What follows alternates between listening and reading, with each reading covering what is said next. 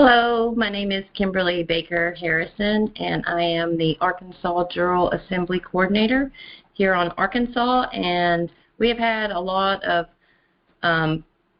emails and comments asking from other state assemblies exactly how Arkansas set up our courts and how we did the process of our first court case. And so I am going to go through that today and give you guys just a step-by-step what we did so that the other states can see the process that we went through. I'm going to share my screen real quick.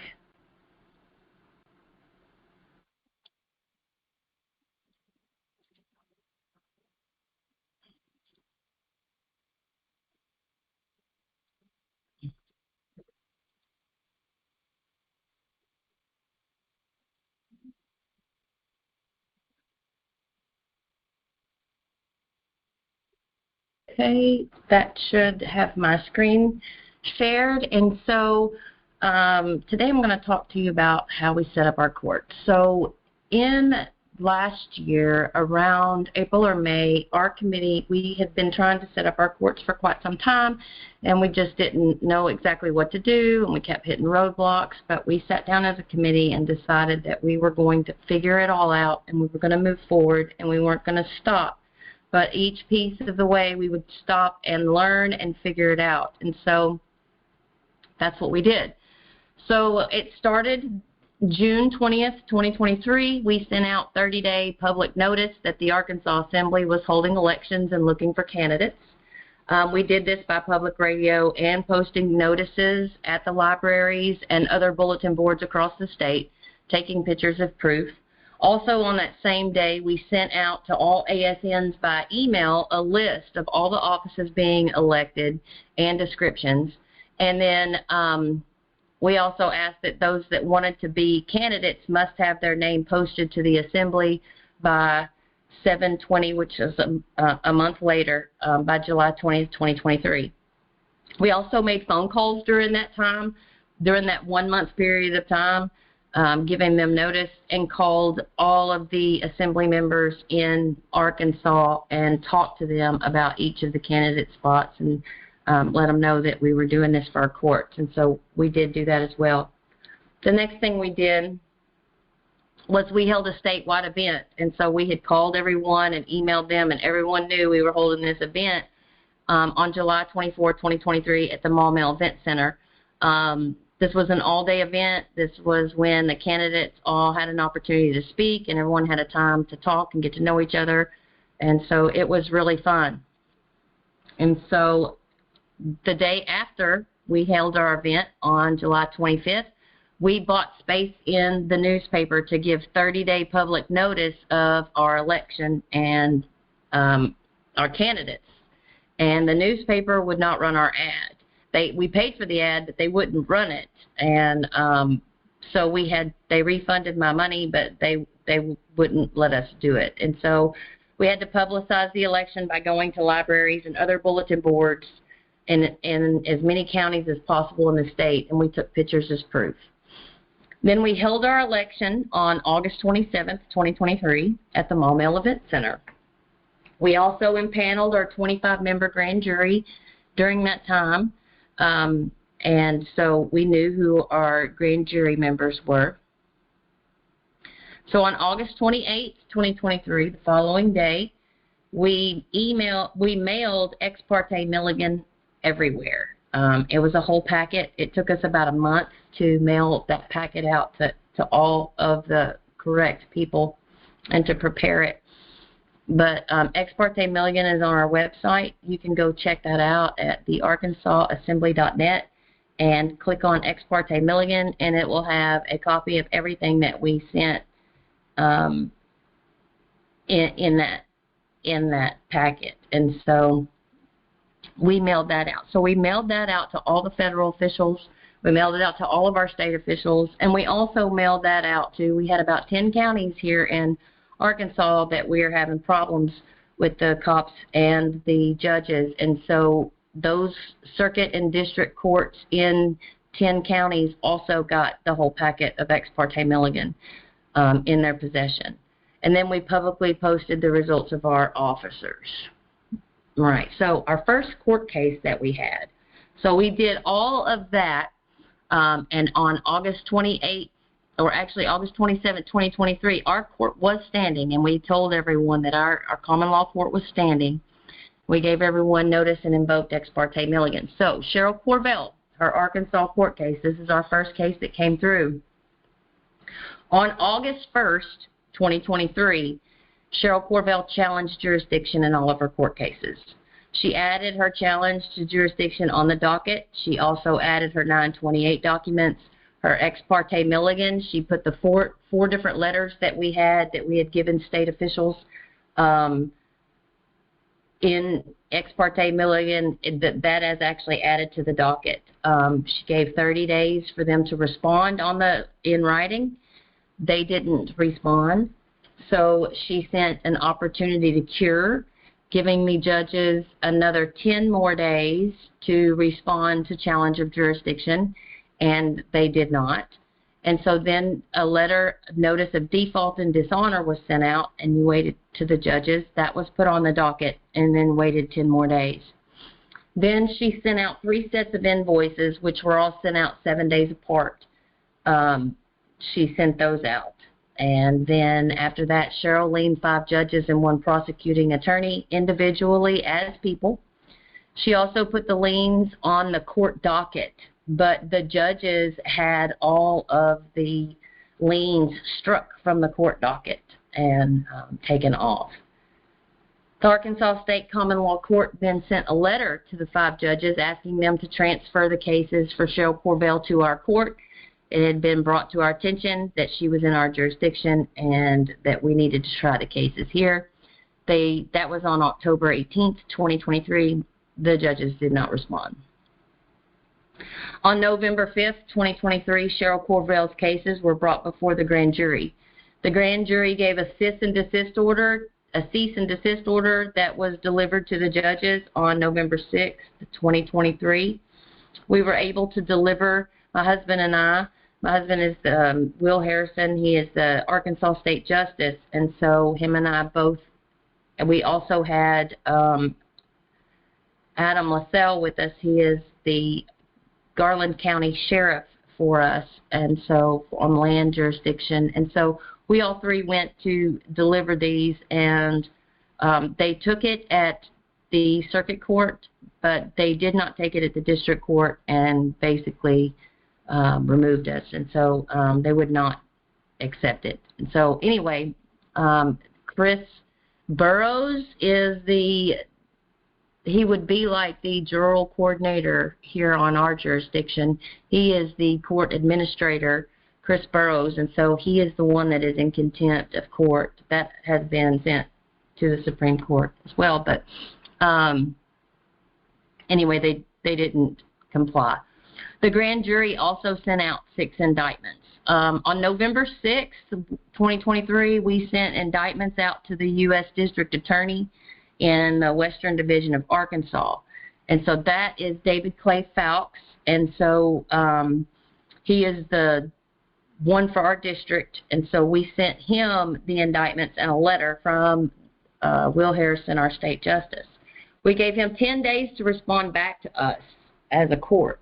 And we called and left messages, and to no avail. He did not contact us back or respond in writing either way. So the next thing we did was we process served the 6 indictments to each defendant, giving them notice that the common law court date was January 21st, 2024, and we gave them instructions for our court. They never responded to us at all, and so they didn't come to court. We also, at the same time, sent letters to the governor, to the attorney general, to the U.S. District Attorney, again, David Clay Fowlks, and the Supreme Court Chief Justice. Our governor is Sarah Sanders. Our Attorney General is Tim Griffin. Our U.S. District Attorney is David Clay Fowlks, and our Supreme Court Chief Justice is John Dan Kemp. We sent them all letters right there before the court date of January 21st, notifying them of the indictments, notifying them that we had given it to David Clay Phelps and he did nothing with it, and also notifying them that we had process served the defendants and that we were moving forward with our court and they have an opportunity to attend. They did not respond or attend court, so they were given ample notice. Court was held, the common law court was held on January 21st, 2024, and the jury ruled to send 3 writs to the inferior courts.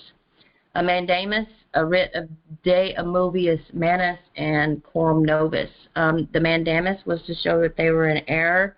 The de movius manus is to remove the hand, and so this was to telling them to stop all action against Cheryl Corbell and her children. And then quorum novus was the one that we gave the specific instructions of the things that we were asking for that court to do or to stop doing. And anyway, we delivered those. My husband and I delivered those to the court. The circuit court did take them.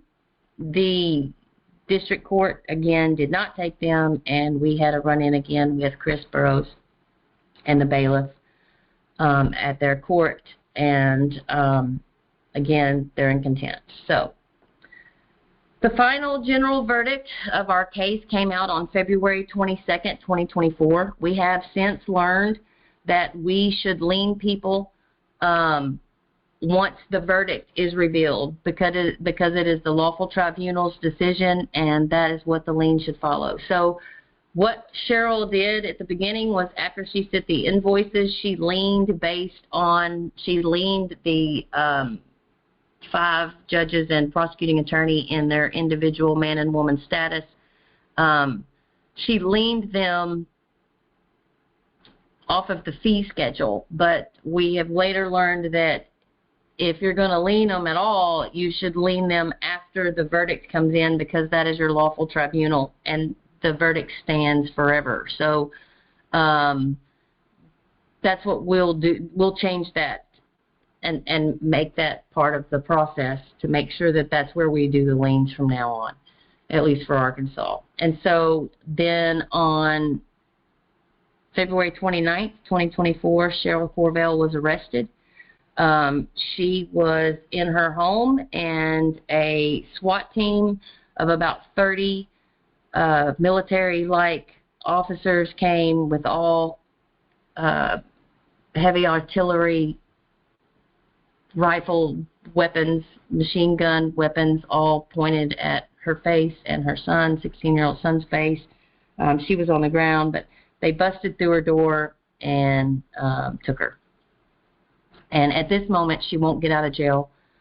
They have revoked all bonds, and she won't get out of jail until after they hold their, quote, trial jury court case. They're now, after 6.5 years, going to do a jury trial after 6.5 years, even though they have one on their court docket. So there is no way to get her out of jail, basically. She's facing 200 years in prison for not harming anyone. She's never harmed a living soul, and she's never stolen or damaged anyone's property. And so what they have her on is all trumped up charges. They're all fake. You can go read her whole court case at the arkansaassembly.net, and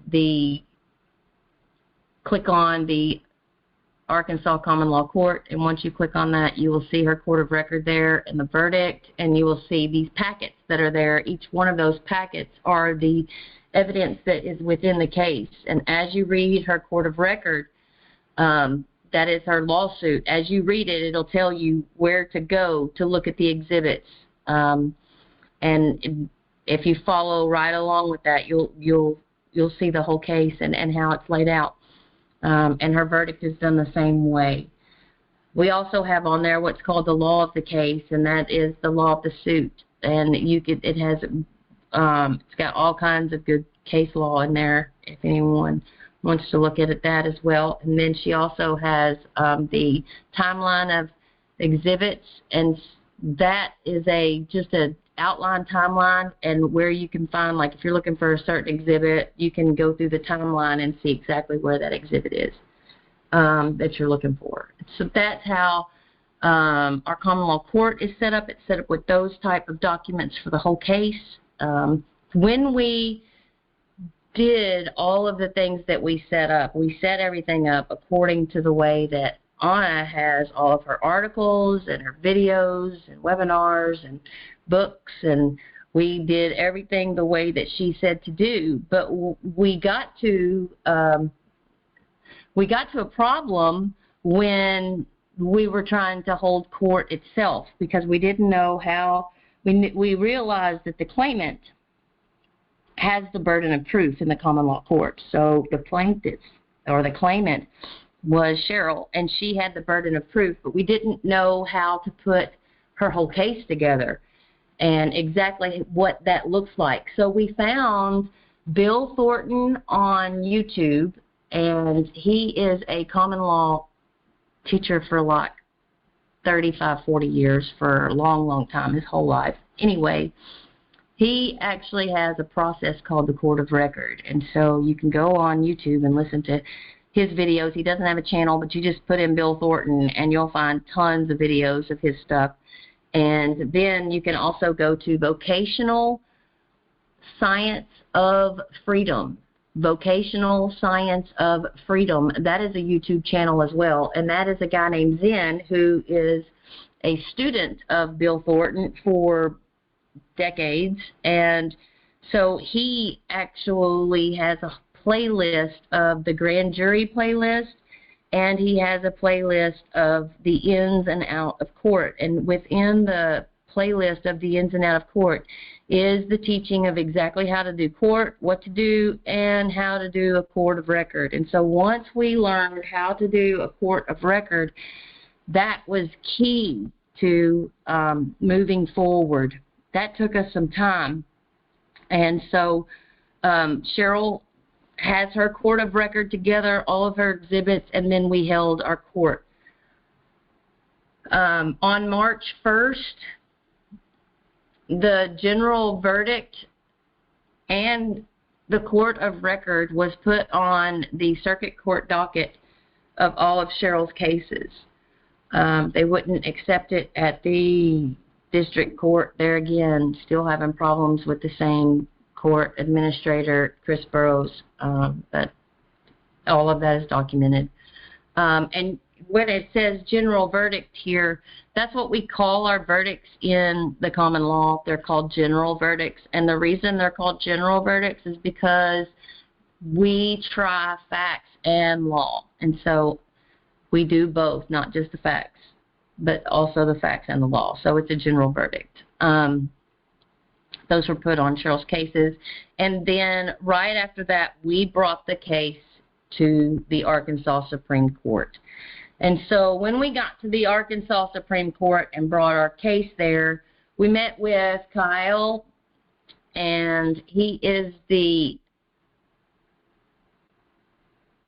Supreme Court clerk for the Chief Justice, John Kemp. And so we couldn't bring it in on appeal because it's not something that needs to be appealed because there hasn't been a decision yet. Well, not in their courts. They haven't had a trial. And so ours comes in on an extraordinary writ position using the writ of prohibition. And the reason we use the writ of prohibition is because a writ of prohibition is a judicial order that may be used at a higher court's discretion. And so we're coming in as the higher court.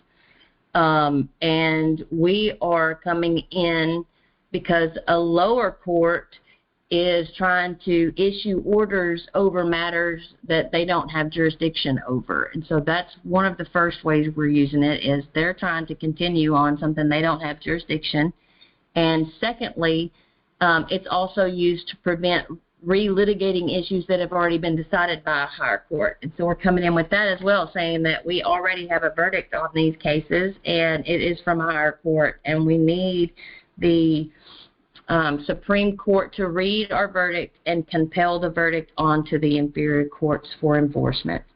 And so that is what we have done. Now, when we got to the Supreme Court, we had to change a lot of different things, and we've trying to build a relationship with these the court clerk, because when you come in at common law is done way different than maritime, admiralty, and sea jurisdiction. So for one, we don't have motions in our court. We don't have that, and so everything we have to bring in on a motion. They said that's if we need them to overlook things, the Supreme Court, if we need them to add things or implement our process or recognize our process, it all has to be moved through on motion. So we submitted the writ of prohibition and 4 or 5 different motions on the docket or on the case submittal itself. And a few things they wouldn't let us do. Like, for instance, we, in our court, Cheryl was the claimant, and the defendants were all 5 of those judges and prosecuting attorney in their individual status of a man and woman. When we came to the Supreme Court, they told us absolutely not. They refused. They wouldn't even see it unless we did State of Arkansas. So we had to change that. We also had to change in order to fit was, like I said, putting in motions. We had to also, in order to get Anna's letter that she sent in with us, because now Anna is becoming involved. And so she sent a letter explaining that she has an interest in this case and that she will be looking on, and that if the Arkansas court does not do the right thing in handling this case by letting Cheryl go, then she will be involved when it goes federally. And so that would be taking it before the District of Columbia in D.C. And so I don't know if they'll accept that or not, is what I'm saying. We did put it in as a motion for them to read and accept. We'll see how that turns out. Another thing that we also had to do was, with the courts, was ask them to utilize and review our documents and our court records, because the only records they'll accept is the circuit clerk court records. Those records were about, I don't know, thousands of pages. I went to the circuit court's office in Garland County and talked to Christy Womble and told her we were taking this to the Supreme Court and that they would need to get all their documents together, that the Supreme Court wants the whole record. And so she said no problem. I gave her like 3 days notice, so she had plenty of time. When I came back to pick them up, Will and I were standing there, and she handed me these stacks of thousands of sheets of paper, and they were with these large rubber bands, just rubber banded together. And when we got them I asked her then, I asked and said, "Are you sure that this is the way you want to send this to the Supreme Court?" And she's like, "Yeah, this is what we're doing." And I'm like, this is how they want it? She said, "Yep." I said, "Well, did you call Kyle? Would you call?" They were running around trying to put things together. And I said, "Would someone please call Kyle and just to confirm that this is the way they want it?" And anyway, they did it. Long story short, when we got to the Supreme Court, Kyle, the clerk, looked at this rubber banded mess and said, "They gave this to you like this?" And I said, "This is exactly what they did. I told them to call you. And he said, "I can't believe it." And so anyway, we had a big long discussion there in the Supreme Court's office about the different things that had been happening with the court systems. And so we decided at that moment that when we went back to talk to Christy Womble and take this big stack of what was supposed to be their record going into the Supreme Court for the Attorney General and the Chief Justice to all review, and it was just single sheets of paper, rubber banded, not bound in any way, not numbered, not in any type. It was just bad. Anyway, so we took Roger Lane with us. He is our grand jury foreman when we went to talk to Christy Womble about how they presented themselves to the Supreme Court. And anyway, that turned out good, and they fixed their records, and we were able to take our records up there, or that record up there. But we had to ask them to accept our records because our common law court was done in a totally different fashion. And so that was something else that had to change. Now, as far as Anna is concerned, there were questions of, well, has Anna been involved in this process as you guys have set up? And then Anna has been involved in the fact that we have scoured all of her information and have done everything that she has told us to do through webinar, through video, through article, and we followed. Now, there was a time or two that we got stuck, big time stuck, and we didn't know what to do. And when you're stuck and don't know what to do, we didn't get answers. But when we had to find out where you take your indictments to the U.S. District Attorney for your state, that took us a couple weeks to figure out. And then once we found that out, we got confirmation through Anna as well. And so there's been a few times that we get gridlocked and don't know how to move forward. So we have to learn how to move forward and where to move forward before we can actually move forward. And so anyway, Anna has answered a couple of our things here and there, but pretty much we've done everything on our own. There has not been help from the Federation. But that's the way it's supposed to be, guys. I want to explain very carefully that it is our job to do the work here in our state. And as far as jurisdictionally, Anna really can't get involved. As we've taken this case through all of the lawful steps, moving it each time through to the higher spot, we're exhausting right now the Supreme Court.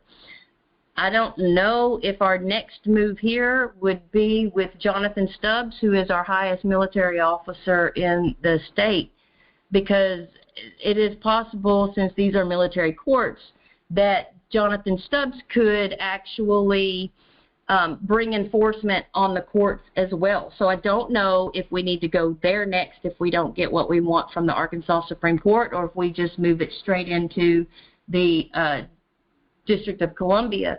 At that moment, when it moves from Arkansas into the federal realm, in my mind, jurisdictionally, that's where Anna gets involved, because that's where she sits jurisdictionally, is in that federal realm.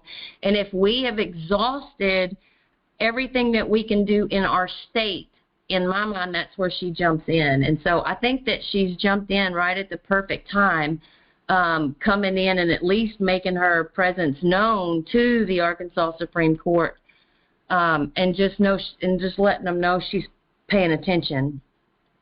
Now Anna did get Arkansas. When we got the verdict out, we sent her a copy of the verdict and the court of record through mail so that she could have a hard copy to sit down and read. And we are so grateful that she has done that. And now we've exhausted, or are exhausting, what we can do as a state. And each one of us as states are going to have to do this in our own states. Each one of us is going to have to set this up and establish it and go through the ranks to establish it. And maybe this case will be the first one that we don't know what processes will be after we finish this process, because who knows, that it all may crumble, or each state has to come up and do the same thing. I don't know, but this is the route that we have taken. I also had someone ask me too, as far as why did we come in the C realm, why and jump out of our realm to go to the Supreme Court. And my answer to that is their employees in the lower courts, the inferior lower courts in Garland County, are in dereliction of duty. They have got malicious prosecution. they're doing things unconstitutionally, and they're not administering a verdict that has come in from the people of Arkansas or people on Arkansas, and their voice and their verdict is final. And so we are coming into the C jurisdiction and molding into their process so that we can tell their Supreme Court justice to get his employees in line by pushing through our verdict. And so that's why we have to cross into the C jurisdiction to talk to them. Now, the question is, can you do that administratively without having to go through the whole Supreme Court process? At this moment, no. But even in our court case that we have with Cheryl, the state is held accountable because of all the malicious prosecution in that verdict. The state is held accountable. So as part of the accountability actions that we have in there is that we have to have those people, a team from de facto, to work with a team from us to start implementing processes so that they can stay in their lane, we stay in our lane, and where we need to mesh together, where we bump up to each other, we'll have to have processes. And so that's actually in there. I don't know what's going to happen to move forward, but I'm hoping that this opens the door for us to get established as the land jurisdiction, which we are, and open the door for communication with the other officials here in our state. So I'm trying to think if there's anything else that I need to tell you guys about, but this is our process. You can find us on the arkansaassembly.net, and if you click on Arkansas Common Law Court, you will find our cases there. We also have a YouTube channel where we are just now uploading trainings and videos. It may take us a minute. It just came out, but it is the Arkansas Assembly. That's our YouTube channel, the Arkansas Assembly. And so that's where we'll be posting updates. That's where we'll be posting trainings and different things. So with that, all of you other states, from Arkansas, we say that we are glad to be part of the union of the 50 states, and we are glad that we're all working on our states together, and that I just really believe that we are going to see something amazing happen in the not too distant future. So anyway, I just thank you guys, and from Arkansas, stay sovereign.